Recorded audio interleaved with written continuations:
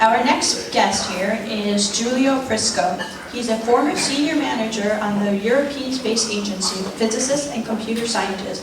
He's a board member of the World Transhumanosti Association and IEET. Please welcome Giulio Prisco.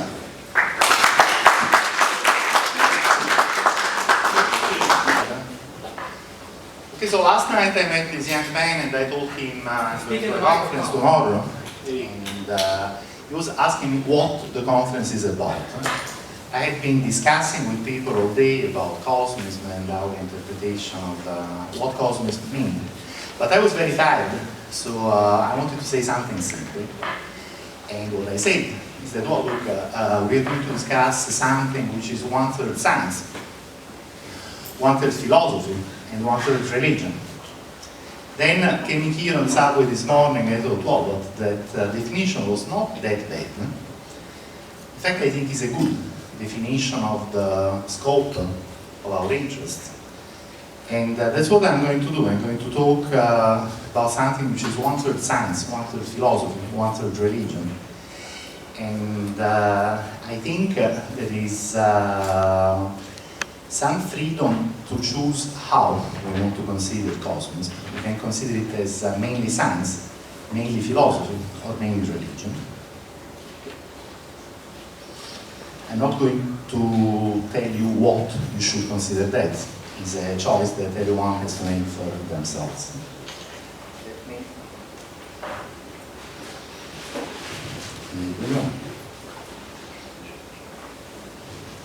Okay, let's have the next slide, please. These are some of the books in which good definitions of what we mean by modern cosmism are given. Of course, I recommend to everyone to read the Cosmist Manifesto by Ben Goertzel.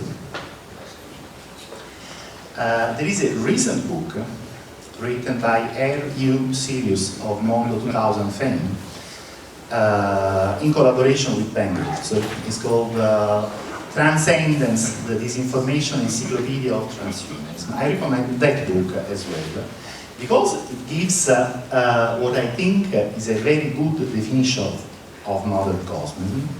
Let's have please the next slide. I'm going to skip over that, just read that cosmism is a sort of philosophically laid-back version of transhumanism.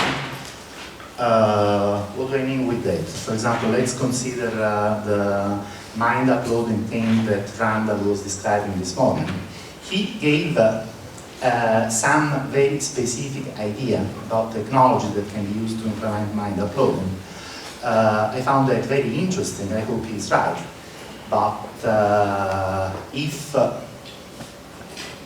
it was not 100% right, if that's not exactly the right way, then I think someone else will find the right way, and sooner or later mind uploading will be implemented.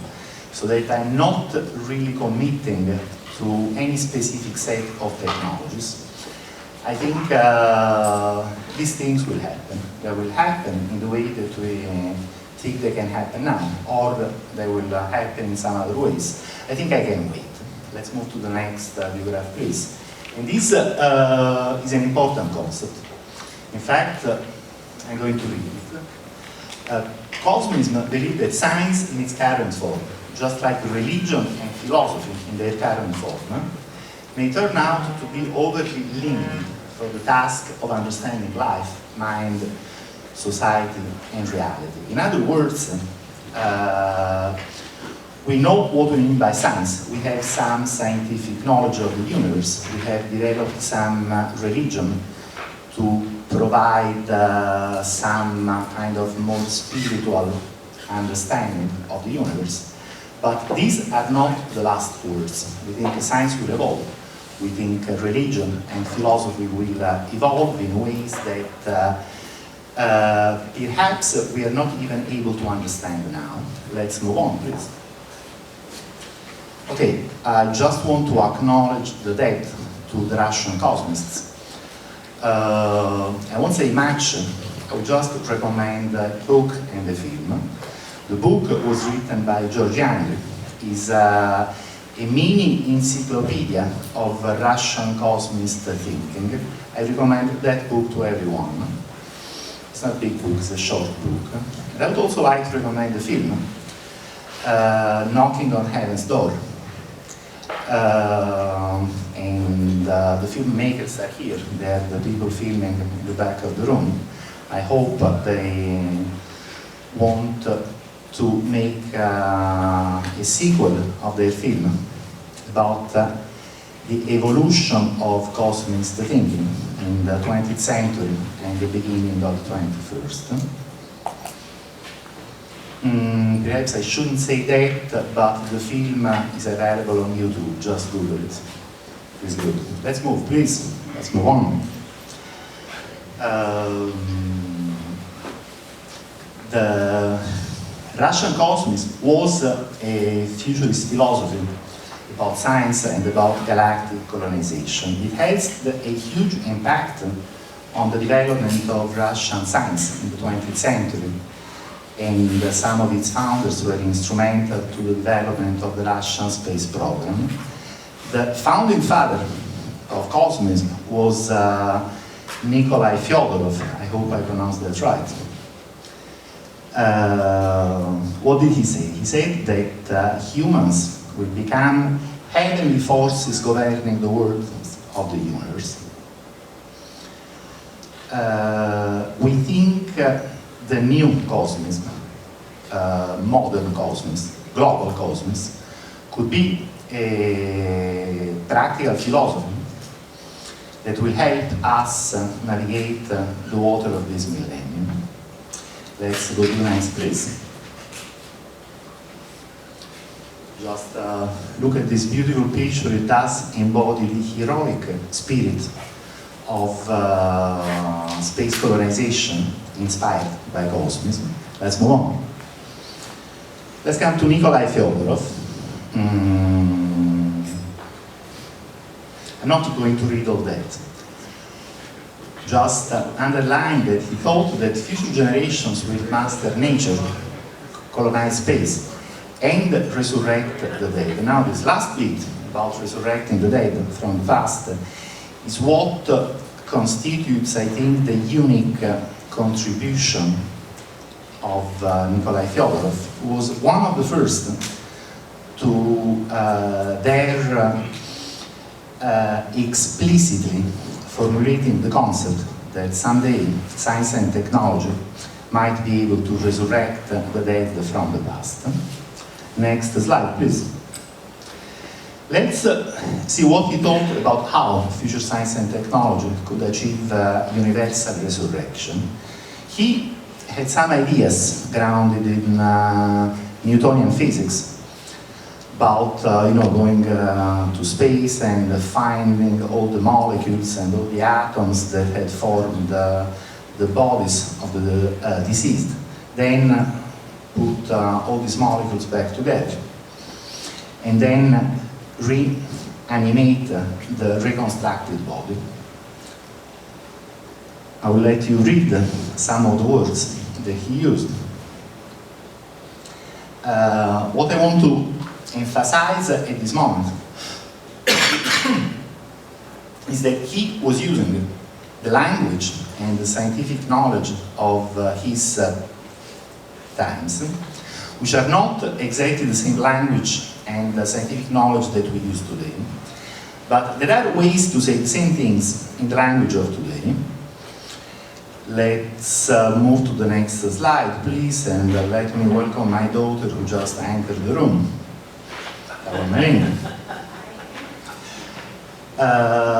Contemporary ideas on technological resurrection.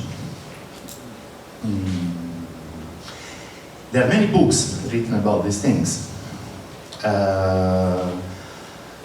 which are still very highly speculative thoughts. And in fact, what do I have here? I have a science book, which some critics prefer to consider as a science fiction book, and that is Stifler's book. Then I have a science fiction book.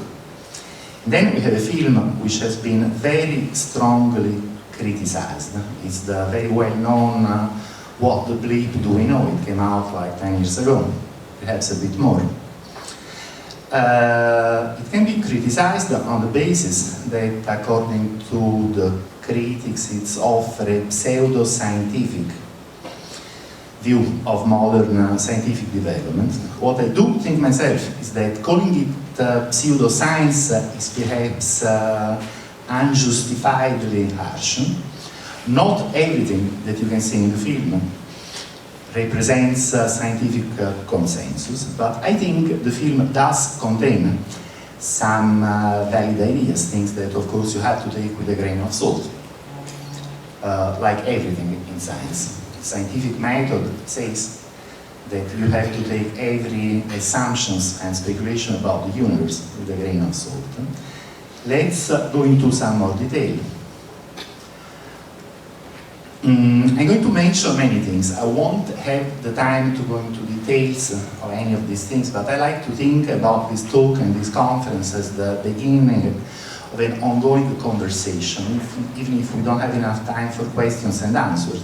Well, at the end, I will give you my email, my website, and I will welcome inquiries from everyone here. Cornerstone of the modern view of the possibility of technological resurrection is mind uploading. I don't need to say anything because Randall already said everything in the morning.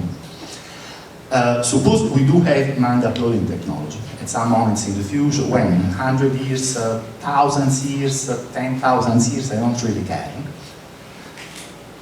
Suppose we do have mind uploading technology. Suppose we also have some even more advanced and even more far out and speculative form of technology, which is what is called time scanning and sometimes quantum archaeology, which indicates the possibility of looking back into the past and acquiring information, acquiring very high resolution information.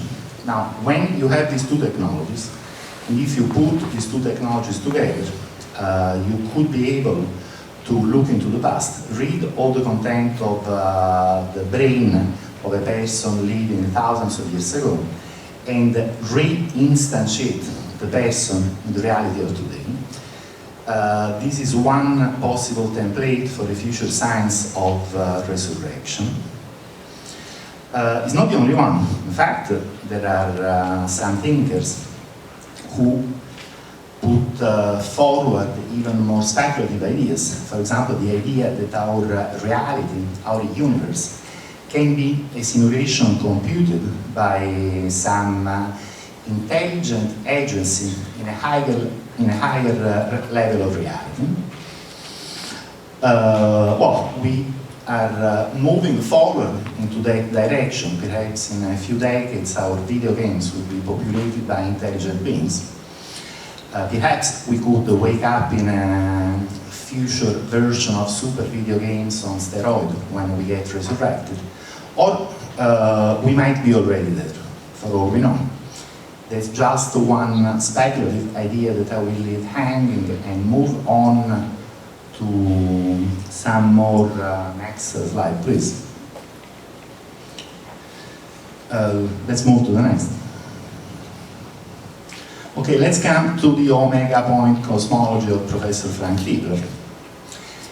Rather well known and very controversial, often discussed.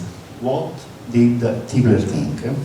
He thought that humans will evolve following the dreams of Nikolai Fyodorov and the Russian cosmists and colonize the universe. In the very far future, at the very end of time, they might be able to steer the future evolution of the universe in such a way as to pilot it toward the gravitational collapse. At which moment they would have an infinite number of possible computational cycles ahead, and they would use their enormous computing power and mastery over the physical universe to extract all relevant information from the past and resurrect the dead. Of course, I don't need to say that Frank Tipler's ideas are highly controversial. He has been criticized on philosophical terms in religious terms and also in scientific terms in particular, his idea assumed the validity of a closed universe model that was discussed along with alternatives by Professor Ostriger in the morning. And that specific possibility of a universe that expands until a certain point and then is brought back in a gravitational collapse does not seem as experimentally confirmed. On the contrary, it appears that astrophysical and cosmological observation go against the closed universe model and favor an open universe model, expanding forever instead. There have been many answers to this objection, in particular by Frank Tiedler himself. But I think the best answer, let's go to the next slide please, is due to Ray Kurzweil. What did he say? He said, well, open universe, closed universe, I don't know. What can happen in the future? I think the fate of the universe is a decision yet to be made, one which we will intelligently consider when the time is right. Now, when the time is right is not next week. It's more like the next few hundreds of thousands of years or more. But I think this is a very smart observation, and I consider it as the fundamentals of cosmist thinking. We can, in principle, and we think future generations will, acquire a complete mastery of the universe and the capability to range near space and time in order to do what? In order to achieve whatever we want to achieve, in order to do whatever we want to do, including to resurrect the dead from the past. Let's move on, please. That was the science fiction book that I was mentioning in the introduction. It has a very interesting idea that every pixel of space-time may be connected via extra-dimensional conduits to every other pixels of space and time. So there is some ubiquitous and instantaneous link between information here and information there.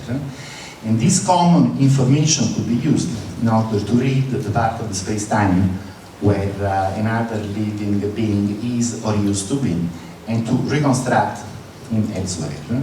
I do recommend this science fiction book. What happens in this science fiction book? They develop this technology as a byproduct of a commercial project, and then in time they find out that they can enhance and keep enhancing this technology until acquiring the capability to see what happens everywhere and every time. That's what I am referring to as time scanning. Of course, is not within reach of today's science, but it may be well within reach of tomorrow's science. Let's move to the next graph. Sometimes time scanning is indicated as quantum archaeology for two reasons. One is that it is a form of archaeology. What does archaeology mean? Archaeology means to look for the physical traces that have been left by things that happened in the past and reconstruct what happened in the past with a certain precision. It's what we do now when we go and look at archaeological traces of past civilization. So time scanning is really archaeology on steroids. Why quantum? Because even if we don't know enough to say that things are one way or another, there is a certain perception that the technologies that would be required to do time scanning have something to do with the weirdness of quantum physics. How can I explain the weirdness of quantum physics to you? Well, I can't. And as a matter of fact, one of the most intelligent things that have been said in the 20th century about quantum physics has been said by Richard Feynman, Nobel Prize, who says nobody understood quantum physics. That's the situation now. We are understanding more and more, but we don't understand everything yet. Let's go to the next slide, please.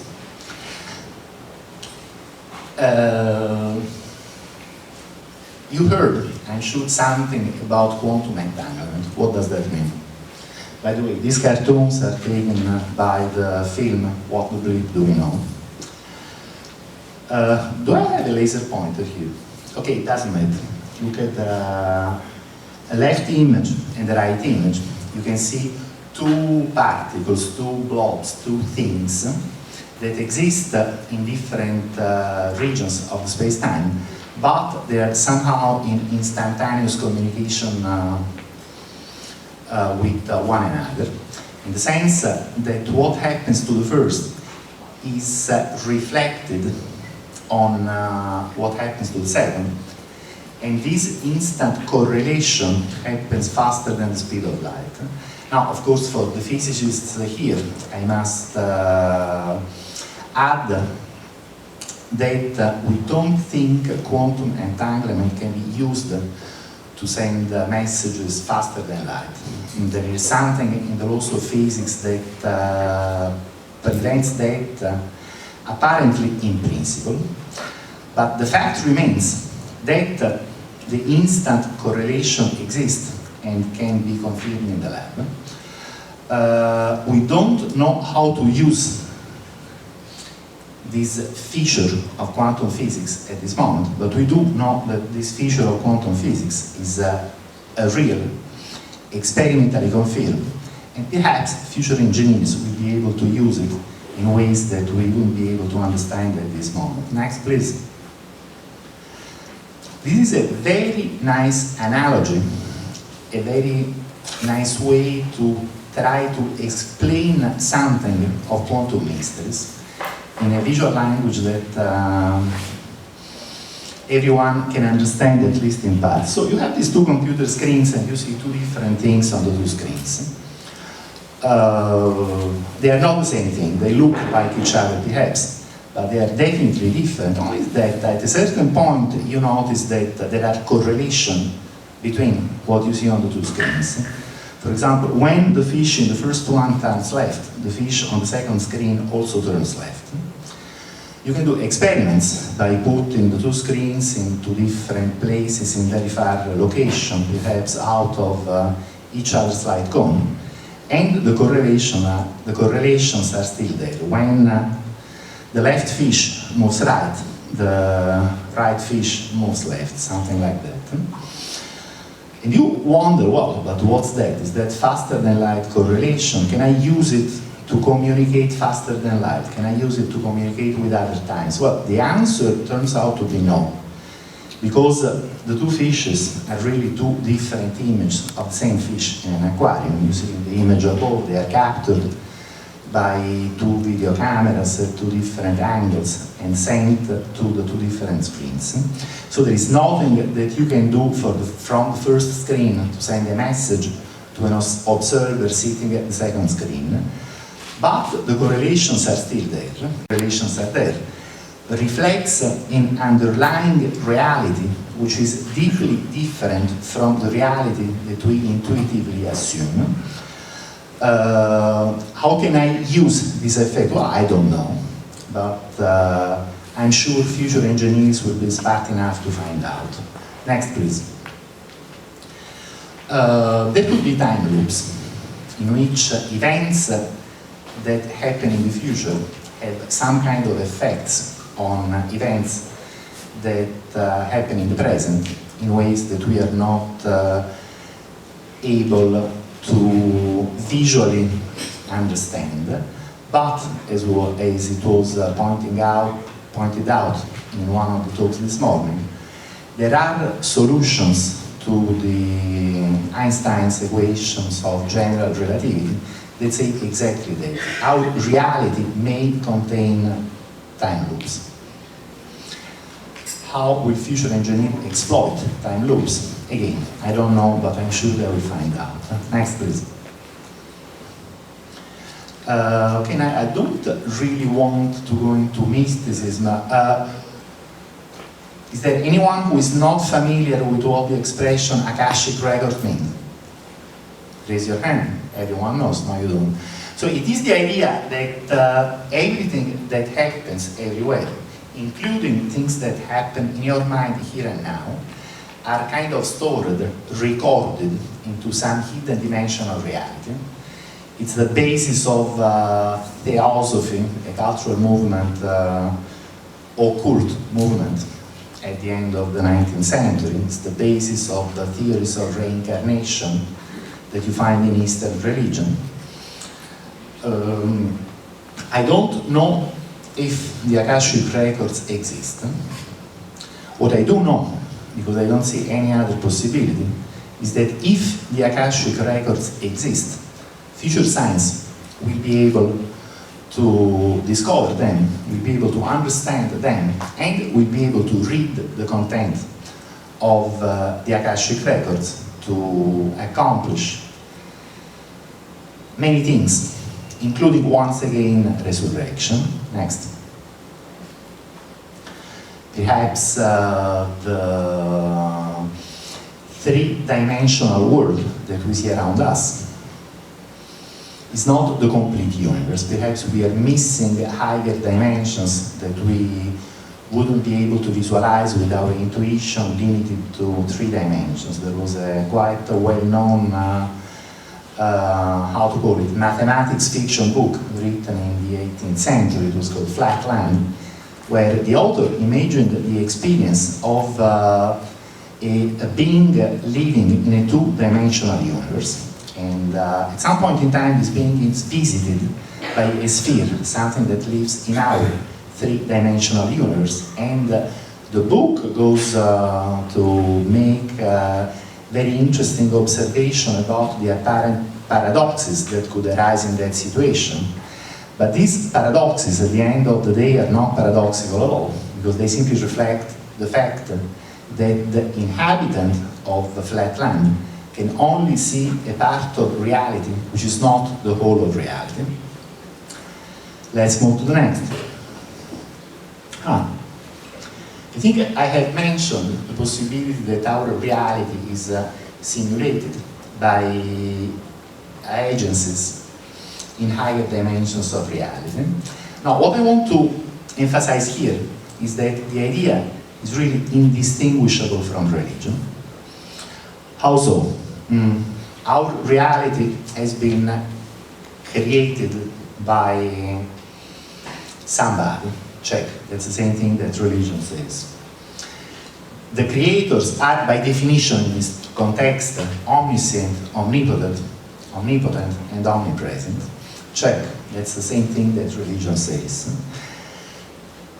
Even if the simulators, the system administrators in a higher dimension are not supposed to be able to violate their own laws of physics, they can very well violate our laws of physics, because they have written these laws of physics down, and they can violate them as well. And then again, we have higher beings that can do miracles. They can, if they want, resurrect the dead. So the claim I'm making now is that at least this particular scientific speculation that is becoming more and more common nowadays is saying exactly the same things that traditional religions have been saying for centuries and for thousands of years. Next, please. By the way, I'm sorry if I'm going really fast, but I cannot cover all that in 45 minutes. As I said at the beginning, this is the beginning of an ongoing dialogue. If you want to talk to me, just email to me. I'll give you all my coordinates at the end. Now, let's remember Fyodorov's ideas on technological resurrection, that of going and finding all the molecules and putting all the molecules again back in the shape of the body of somebody who died a few centuries ago. That seems very naive to us. I mean, we know that wouldn't work. I have given example of things that some very imaginative scientists today think would work. But I guess our idea now will seem equally naive to future scientists as Nikolai Fyodorov's idea seemed naive to us. Next. And in fact, I don't know how future science will evolve, but I think the scenario here is highly likely. The scenario that I called big infinite onion universe. Why onion? Because think of different layers. Think of these two onions. We know the outer layer, which is Newtonian physics, already since a few centuries. Then in the 20th century we moved one layer below and discovered special relativity and quantum physics, then general relativity, then quantum field theory. And we have explored some of the outer layers. There are many hidden layers inside. For example, we don't really have a viable theory of quantum gravity yet. Some people think that space-time could have fractal properties at very small scale. We don't know even that. Now, let's not even talk about things like Akashic records. They are very far out of reach of current science. They are buried between deeper and deeper layers of the onion. Now, in the onion, things stop at a certain point.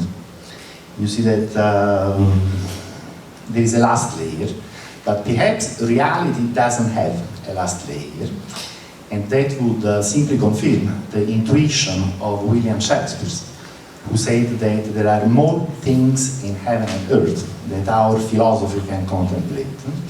There is now a mathematical model for that. Let's go to the next, please. So I think everyone recognizes the Mandelbrot set. Does anyone not recognize the Mandelbrot set? Who doesn't know what that is, please raise the hand. There's one hand raised. It's a mathematical structure which looks like an image. As a matter of fact, it is an image, but it is a special image because you can zoom in forever. You see this as a certain scale now. Now imagine that you go and zoom, zoom, zoom, zoom. If you use Photoshop, you know that you can zoom into an image, but at some point you get to see individual pixels and you cannot zoom into more detail anymore. Here you can keep zooming forever and you have always new detail.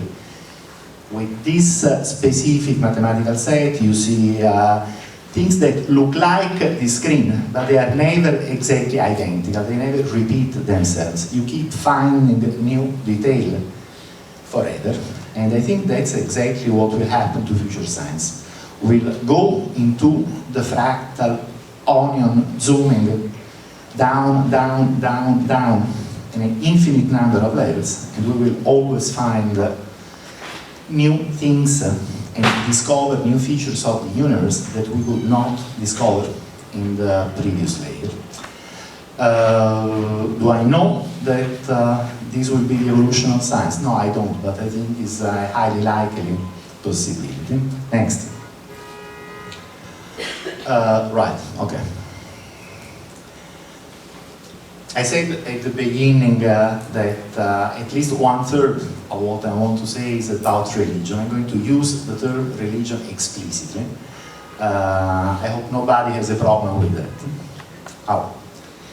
Religions have been a feature of human society for thousands of years. From the beginning of history, I don't see any reason why it should cease to be the case in the foreseeable future. We have more and more description of new religions or revisitations of old religions decide to provide mental and emotional wellness and well-being. And I think that's something that we need on this planet. That's something we always needed, but perhaps now more than ever. There are some books here. I want to call your attention on the fact that some of these books are science fiction books. In fact, there are 2 science fiction books here. One by Octavia Butler and one by Douglas Preston, which are really excellent books that within a science fictional treatment do a very good job to describe a new religion that doesn't exist at this moment, but could be created. Let's go to the next, please. There are 2 different concepts of God. One is Einstein's God. a very impersonal God that perhaps lives in the laws on physics themselves, but doesn't really have an interest in the details of our lives, the cosmic God. And then there is a personal God who loves you and deeply cares about what happens to you. Einstein believed in an impersonal God. It's interesting to note that most of the founding fathers of the United States had the same cosmic religion in mind, that they didn't personalize as most traditional religions do. And a very smart observation that Frank Tipler is one of those who made in his book is that it's no mystery that deism never became a really popular religion because it's too impersonal. It doesn't have that personalization layer that you need to connect emotionally with people. And I think that's right. Let's move to the next, please. What is God? I don't know, but I find inspiration in this quote of Sir Arthur C. Clarke, who said that it may be that our role on this planet is not to worship God, but to create Him. Perhaps what we are doing now will lead to the emergence of God. Next.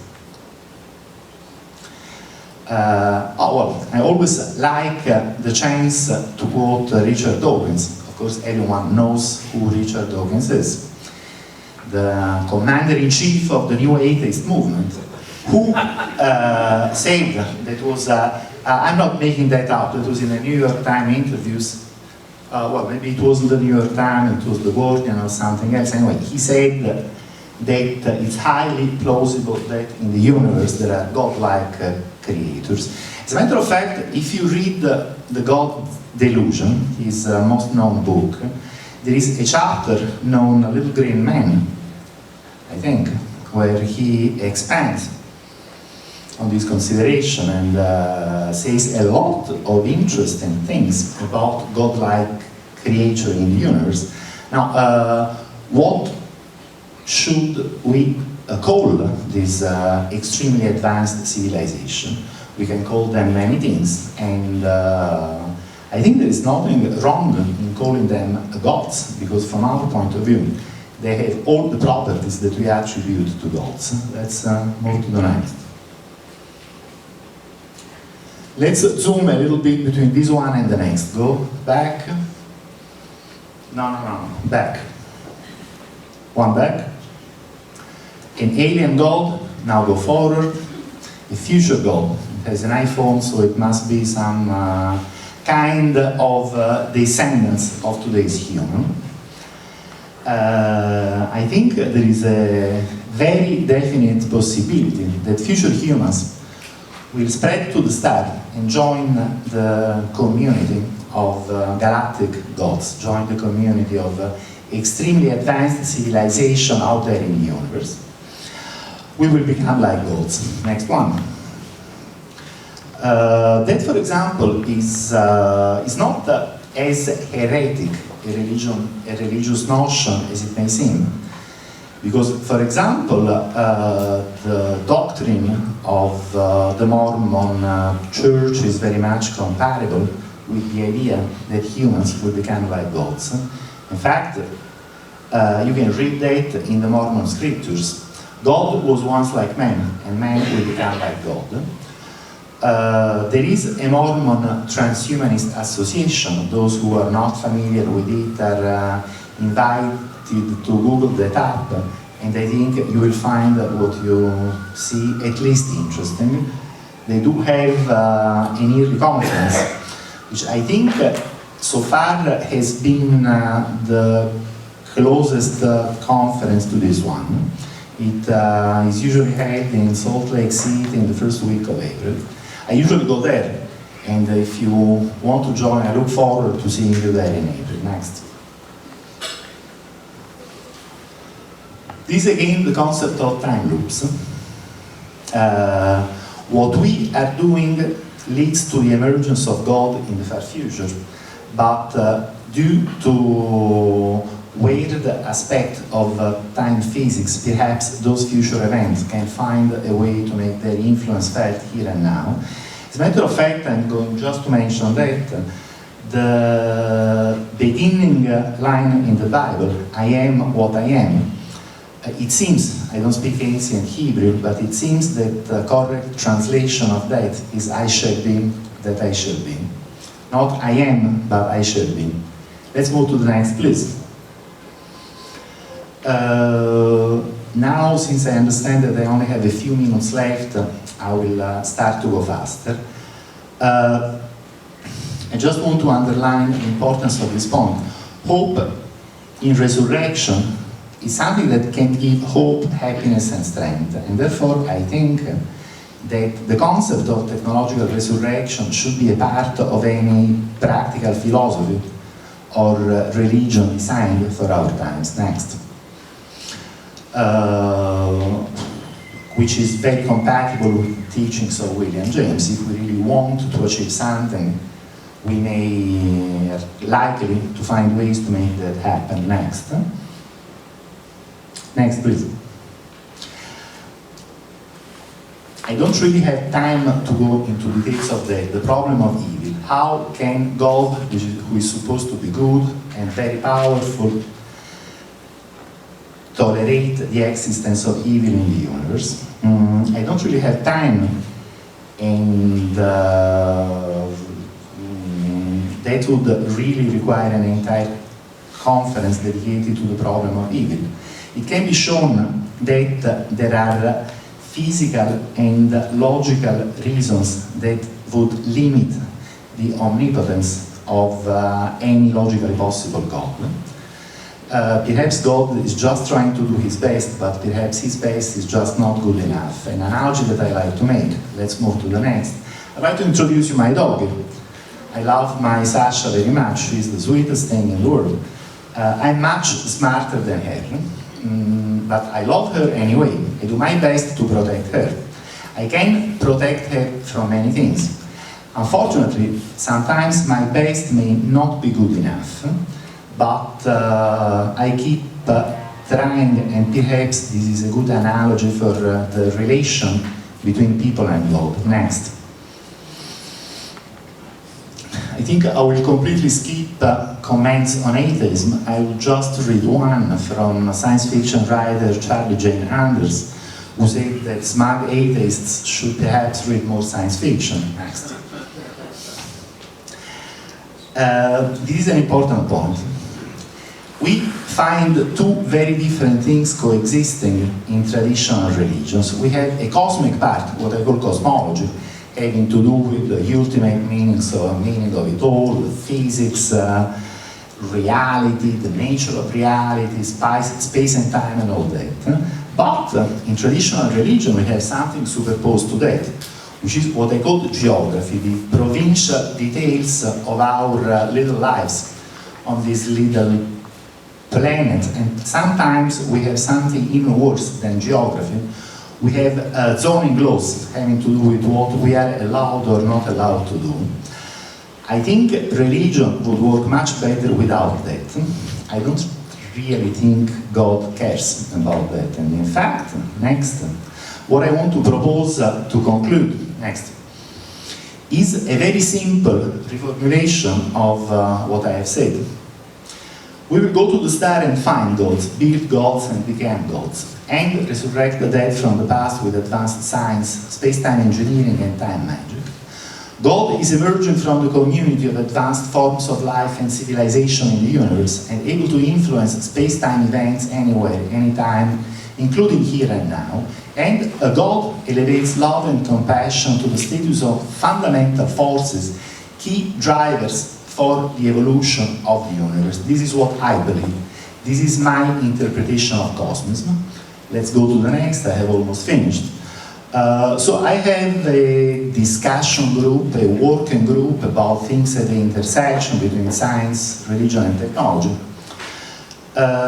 which is minimalist, because I don't really think we have to say much more than that at the beginning. Of course, we can continue to elaborate, but I believe the fundamental assumptions that a philosophy or a religion makes must be something very simple, something that fits on one slide, which is what I tried to achieve in the previous one. It's the more compact formulation of my ideas that I have been able to find.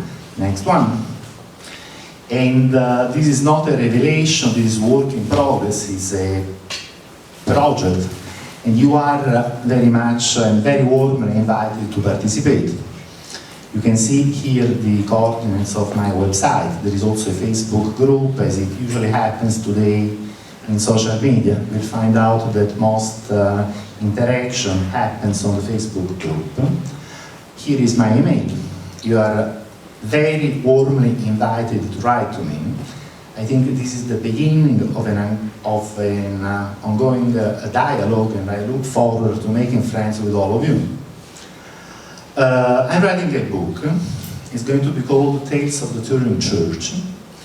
I hope it will be finished by the end of 2016, but I'm afraid I said the same thing in a talk last year. And I didn't finish the book by the end of 2015.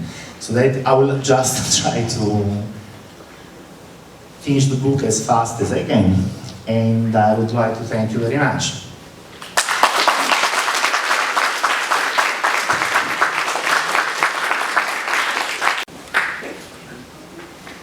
I think we should ask the moderator if we have any time for questions.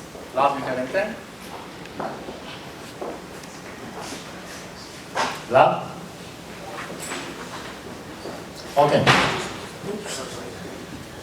One aspect of Darov, other than the vision for technological resurrection, which is apparently possible now, it wasn't clearly 100 years ago, more than 100 years ago, was he wrote about a specific type of technology, remarkable technology, in a few chapters, an edited book, which is out of print, so you can find it online, about how we can, the absolute necessity for controlling destructive environmental forces like the weather, and as part of overcoming all manifestations of entropy.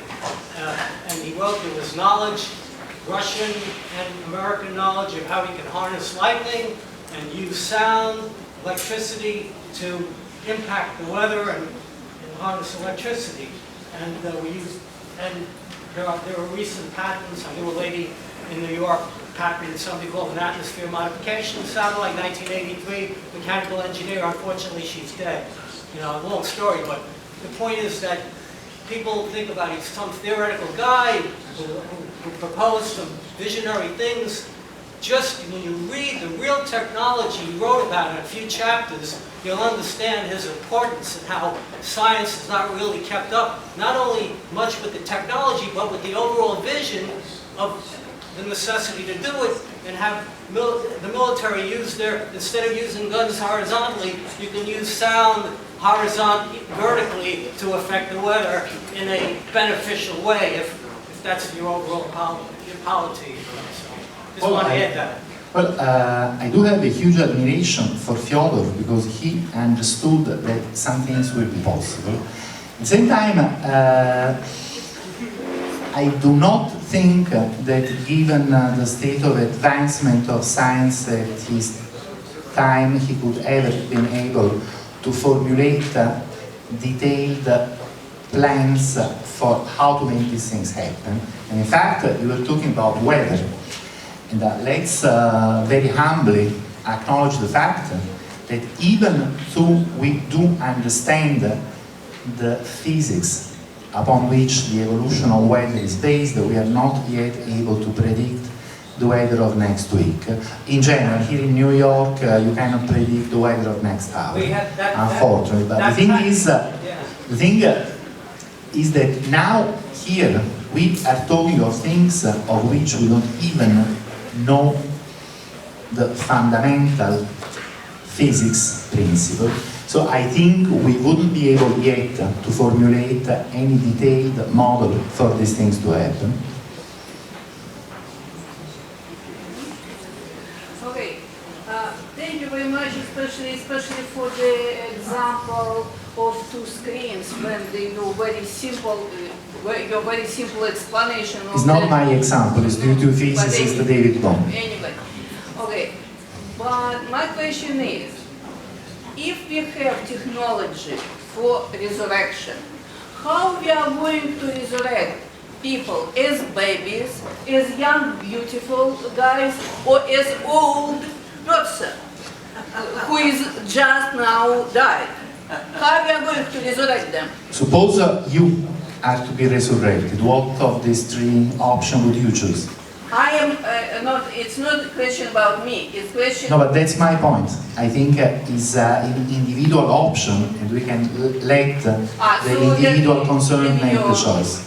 If people did not leave their choice, what are we going to do with people who commit suicide? How we are going to resurrect them? These are technical implementation details. At this moment, I'm a philosopher and not an engineer. I think we'll just leave this kind of consideration to those who will actually accomplish our ideas. Vlad, how many more questions can we take? One more question. Yeah. Okay, one. If I understood you correctly, the use of religion is for wellness of being, which should still continue. At the point you pointed out that religion didn't always exist, it's a fairly recent 2, 3, 4, 5,000 years. Before that, how do you perceive people were able to live without religion? Can it happen? I'm not sure that is a fact, that people lived without religion at any moment in human history. On the contrary, on the basis of what I know, but then again, I'm not in anthropology, and there are many things in anthropology that I do not know, but on the basis of those things that I have read, I think that religion has been a common feature of all non-human cultures. I might be wrong, but I think I'm right. Thank you. Thank you.